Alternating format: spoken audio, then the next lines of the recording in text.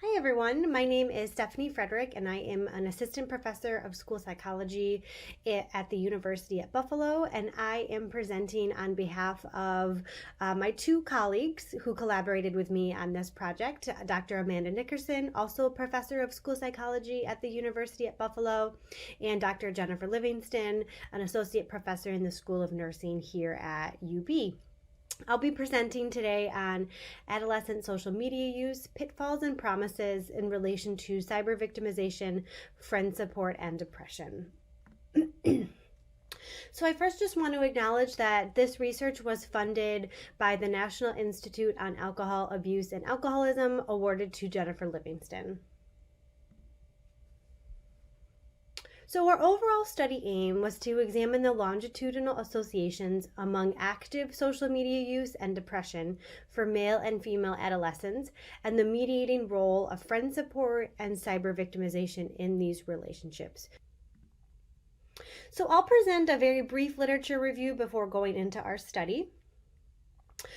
So if you look at the research that has focused on social media use and internalizing problems, specifically depressive symptoms among adolescents, most of the research has focused on time spent on social media use as opposed to more specific social media activities.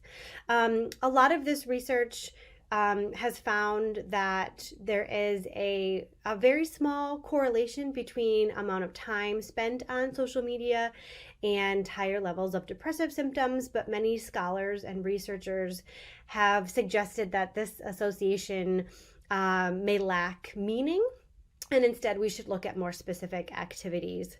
Also, I did want to mention, in terms of time spent online, the Goldilocks hypothesis has found that perhaps it's not a linear relationship between social media use and internalizing problems, and studies that align with this hypothesis have found that youth that engage in moderate levels of social media use tend to report the most positive outcomes, particularly in terms of mental health and depressive symptoms, and youth that report very low use of social media or very high or excessive use of social media, those youth tend to report higher levels of mental health problems, including depressive symptoms. There has also been some research, not a lot, but some research that has looked at more active versus passive types of media use. And so by passive types of media use, I mean youth that tend to maybe scroll as opposed to commenting and posting and sort of interacting with others online, whereas active media use would be considered much more interactive. You're posting, sharing, commenting, and that sort of thing. This research has found that passive use tends to be more associated with depressive symptoms. However, most of this research has been cross-sectional and also has been done with young adults. And we need more research that really also focuses on the more active social media use and potential benefits of active social media use.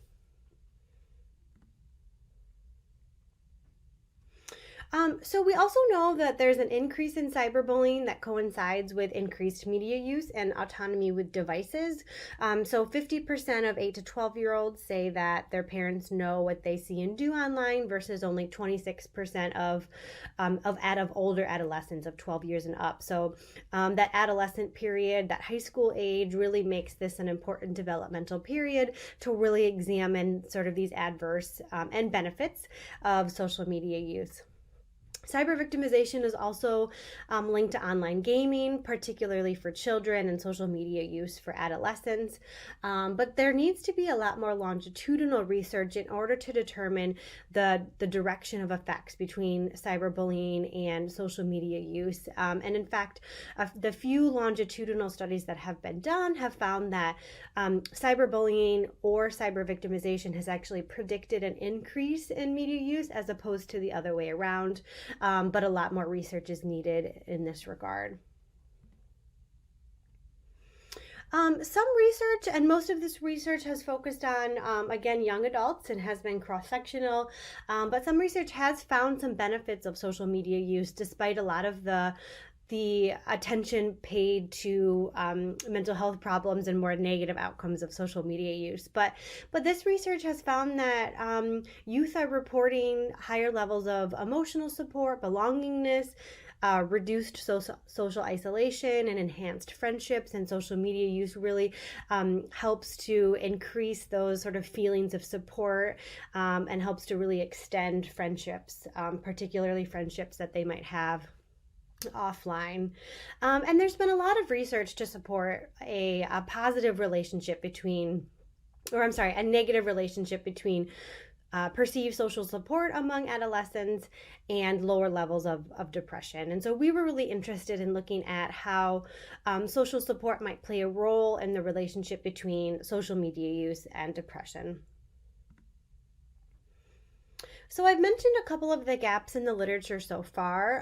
One of the biggest gaps has been the research on social media use among adolescents has really relied on cross-sectional designs, and particularly with young adults. However, we know that adolescents are using social media at extremely high levels, particularly over the past year and a half with the COVID-19 pandemic. And so we really need a lot more high quality longitudinal research that examines a lot of these online behaviors with adolescents as opposed to young adults. Adolescence is also a critical time period as these youth are starting to become more independent with their online activities. And so really trying to understand what they're doing and how it's related to various outcomes is really important. Another gap in the research is that we really need a lot more information on how active social media use is related to both positive and negative outcomes for adolescents. And so,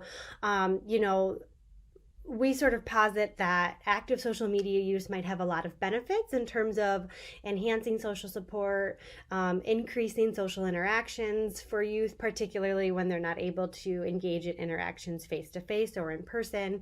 However, posting, commenting, interacting with others might also pose a risk in terms of harassment or victimization online.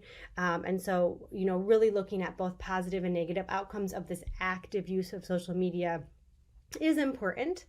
And then finally, gender differences. So we know that girls tend to report higher levels of social media use. Girls also report higher levels of depressive symptoms, and they also tend to report more social support, particularly with peers and friends. And so really looking at these relationships and how they might differ by gender is also needed.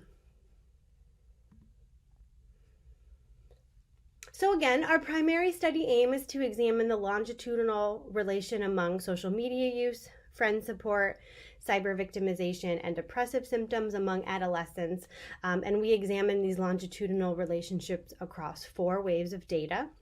And then we also examined gender differences among these relations. So I'll go into our methods. So on our sample, we had 800 adolescents. The mean age was about 14 to 15 years old. 50%, a little over 50% were female, 81% were white. Most of the adolescents were 7th to 11th grade at baseline. And adolescents were recruited using address-based sampling from Western New York region, which were part of the Teen Relationships and Health Study funded by the NIAAA, the PI of Jennifer Livingston. So adolescents completed web-based self-report surveys 6 months apart over a 2-year period, and retention was good at greater than 90%. So here's our measures. We used 4 items to assess active social media use. Again, these are all self-report items. We used the CESD-10, an established measure of depressive symptoms for adolescents. We used 5 items for cyber victimization that looked at frequency of victimization. And then we used the multidimensional scale of perceived social support, the friend subscale, to examine friend social support. So we examined the data in SPSS and M+. We established measurement and variance across time and gender. We used a cross-legged panel model to examine the longitudinal relationships among these variables. And then we used multi-group cross-legged panel model to examine gender differences. We also included frequency of social media as a covariate. And we excluded 78 participants due to no engagement with social media in the past 6 months. So just some preliminary analyses. So overall, females reported higher levels of active social media use, higher levels of depressive symptoms, and higher levels of friend support across all waves. Females also reported higher levels of cyber victimization at time 1, and males reported higher levels of cyber victimization at time 4. We also found that in terms of frequency of social media use, females reported higher levels, particularly starting at the about the 90-minute and above range. So we started to see females reporting greater levels around that time. So here's the cross-legged panel model for the total sample. I'm actually going to skip and focus a bit more on our gender differences because we did find that the fit was much better when we examined the multi-group CLPM. So for males, we found a couple things. We found that depression predicted lower levels of active social media use here. And then we also found that cyber victimization predicted higher levels of depressive symptoms and lower levels of friend support across those waves. Depressive symptoms also predicted lower levels of friend support. For females, we found a bit more complexity in the results, and so I'll point out a couple here and then I'll summarize. So first, we found that active social media use actually predicted lower levels of depression. We also found this reciprocal relationship between cyber victimization and depression for females, such that cyber victimization predicted depression, which then predicted more cyber victimization, which then actually predicted higher levels of active social media use.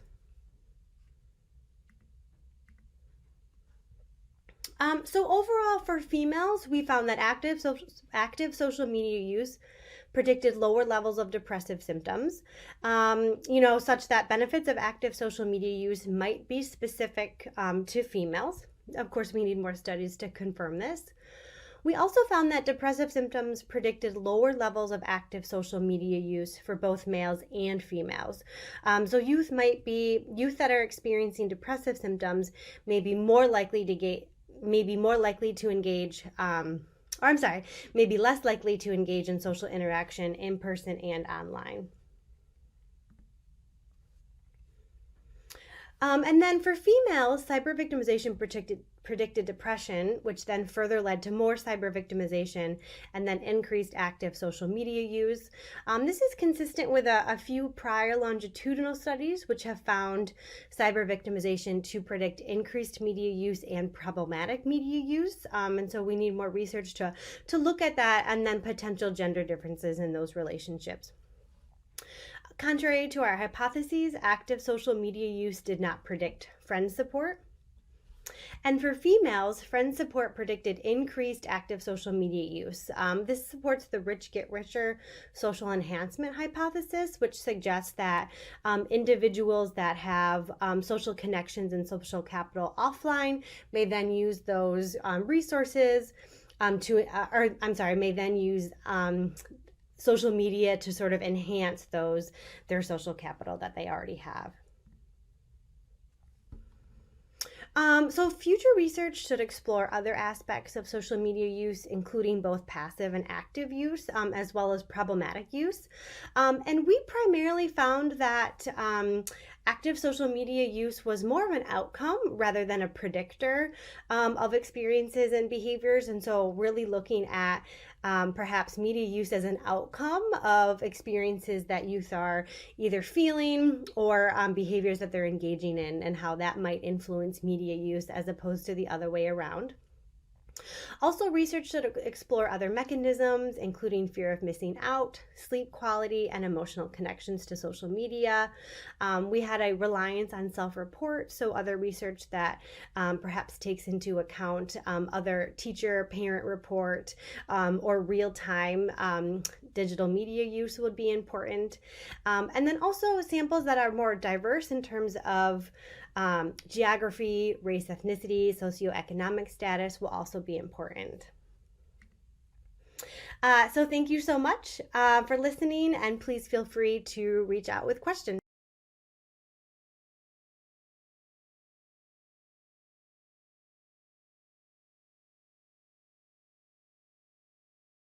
Hello everyone, I'm Antonio Camacho. I will present the work entitled Risky Online Behavior in Children, Child Disclosure as a Protective Factor.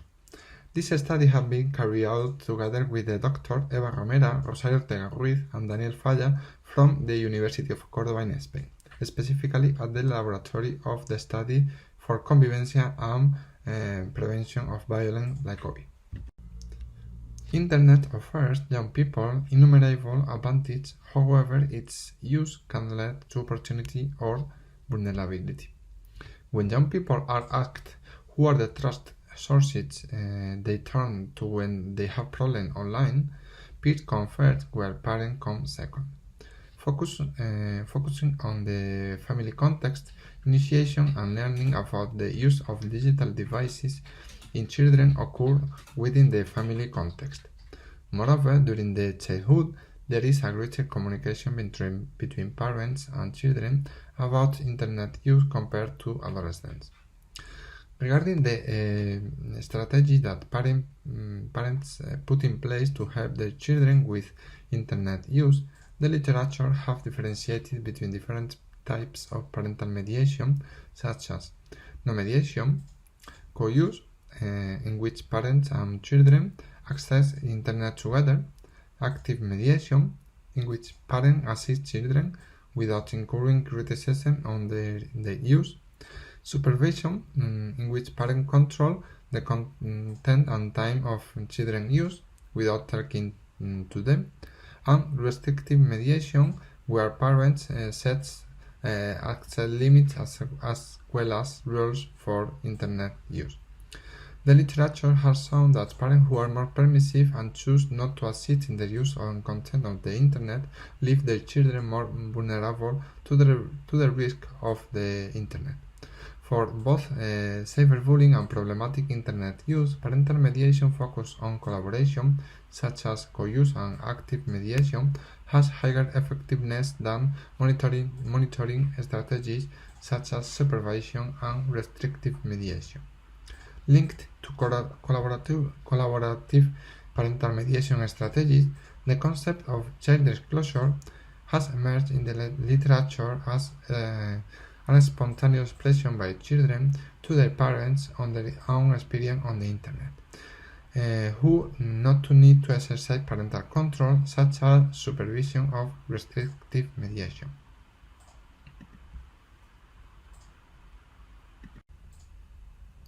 In terms of child disclosure, developmental study has shown that there is a significant decrease as adolescence progresses. This indicates that childhood is a critical period in family communication.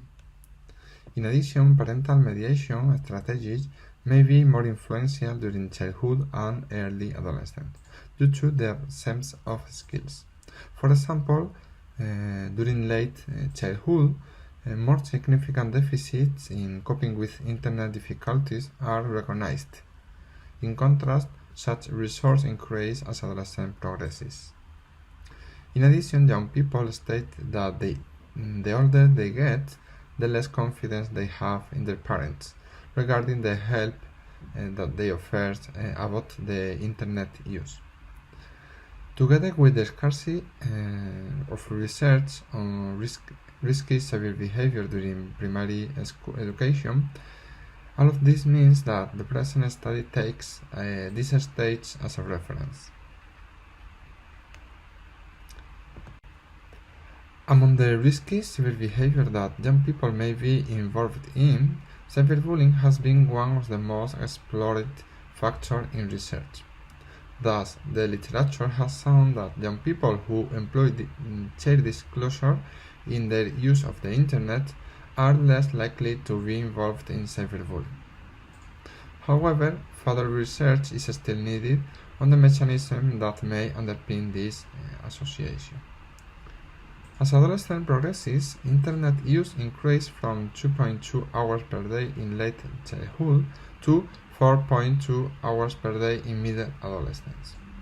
Internet use is positive and enriching as long as the use does not allow daily life activity to take a backseat. However, once children's and adolescents' online behavior leads to the presence of internalizing symptoms and interpersonal impairments, problematic Internet use may be considered. In the EU Kids Online report, between 24 and 32% of young people report excessive Internet use, with the prevalence increasing as adolescence progresses. Different meta-analysis has found that those who were exposed to fewer hours on the Internet have higher rates of parental support and communication. On the other hand, spending more time online has been associated as a risk factor for involvement in cyberbullying. This may reflect the mediating role of problematic Internet use on the effects of child disclosure on cyberaggression.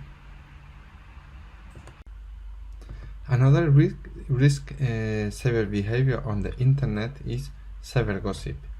This concept can be understood as a behavior that emerges through comments on the Internet about other known people who are not present in the group. Cybergossip has also been widely associated with positive effects.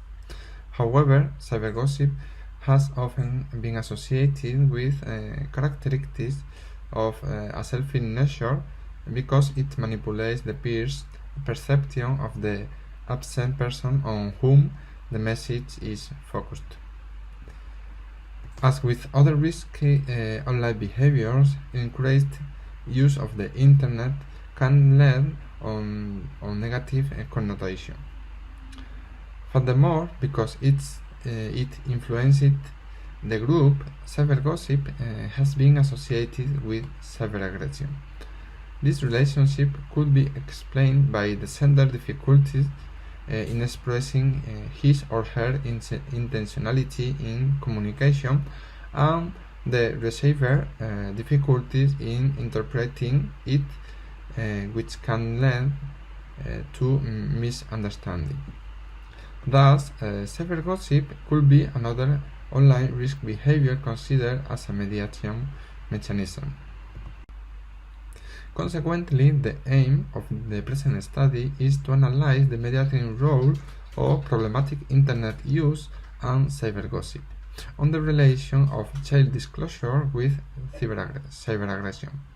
Furthermore, it explores whether such association may differ between boys and girls and between late childhood and early adolescence.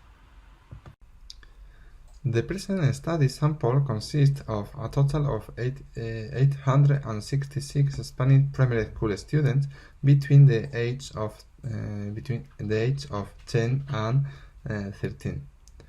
The self-report instrument that collected the variable were the European Cyberbullying Project questionnaire to measure cyberaggression. Second, an ad hoc question adapted from law and colleague adaptation of the Statin and Cares parenting questionnaire. Third, the problematic Internet use was assessed through the Internet-related experience questionnaire. And finally, cybergossip was assessed using the cybergossip questionnaire. All scales show good Internet reliability through the McDonald Omega. After obtaining the necessary permissions, data collection was carried out during a school hour at the school. Data analysis were performed with the SPSS statistical packages through the process application. Age as a moderating variable considered late childhood between 10 and 11 years, while pre-adolescence was between 12 and 13 years. Based on the results, firstly, the total effect of child disclosure on cyberaggression was significant. Once in the mediation model, the direct effect was still significant. The result showed how child disclosure was inversely associated with problematic internet use, while problematic internet use was positively associated with cyberaggression. The indirect effects were significant because the coefficient interval does not contain the value 0. Overall, problematic internet use explained the 14% of the relationship between child disclosure and cyberaggression. On the other hand, the mediation model also showed how child disclosure is inversely associated with cybergossip, while cybergossip is positively associated with cyberaggression. Furthermore, the indirect effects were significant. Overall, cybergossip explained the 20% of the relationship between child disclosure and cyberaggression. Finally, problematic internet use was also positively associated with involvement in cybergossip. Significant indirect effects were found, leading a serial mediation between child disclosure and cyberaggression. 55% explained by problematic internet use and cybergossip.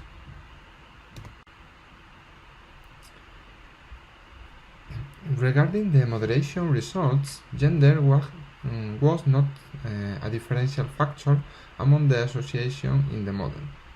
However, age did prove to be a moderating mechanism among some of the association between the variables. As shown in the figure, the effect of problematic internet use on cybergossip were stronger during early adolescence than in late childhood. In contrast, the protective effect of child disclosure was stronger on problematic internet use during late childhood compared to early adolescence. This study aimed to further knowledge on how young children during the last year of primary school can engage in cyberaggression and the protective role of child disclosure. Thus, we developed and examined a serial mediation model based on the integration of problematic internet use and cybergossip. The findings show that children talk about they do online with their parents help to interpret the nature of the message. The emotional clues that accompany them and not attributing hostile intention become necessary case to work on, with a special emphasis on those children who are at the beginning to maintain interpersonal relationship through digital devices. Overall, the mediation findings suggest that child disclosure of children's cyber behavior may serve as a protective factor against cyberaggression involvement by decreasing maladaptive internet use and cybergossip involvement. The moderation results highlight the fact that these bonds are strengthened in really early adolescence, puts the spotlight on the transition to the adolescent stage as a key evolutionary period for fostering communication between parents and children about cyber behaviors. Several limitations of this study need to be considered. Firstly, it could be necessary to explore this association with participants from other regions and cultures for further generability of results. In addition, the study includes measure taken at a single point in time, so causal relationship between study variables cannot be established. Moreover, related to child disclosure, it could be helpful to explore the reasons that led young children to talk about the safer behavior, as well as the adult own response to this information. The results report are solid step forward to provide guidance for the design of severe aggression and prevention program. It highlights the importance of raising awareness in the family context towards the construction of positive cyberconvivencia to share what children experience and those they consider can help them to think, feel, and evaluate morally. These are some of the references on which this study is based. This work has been published recently in the Communicar journal. Likewise, if you would like to know more about the work of our COVID laboratory, we warmly invite you to visit our website. Before concluding, I would like to acknowledge the organizing committee for their courage in handling the forum in such difficult times. Thank you for your attention.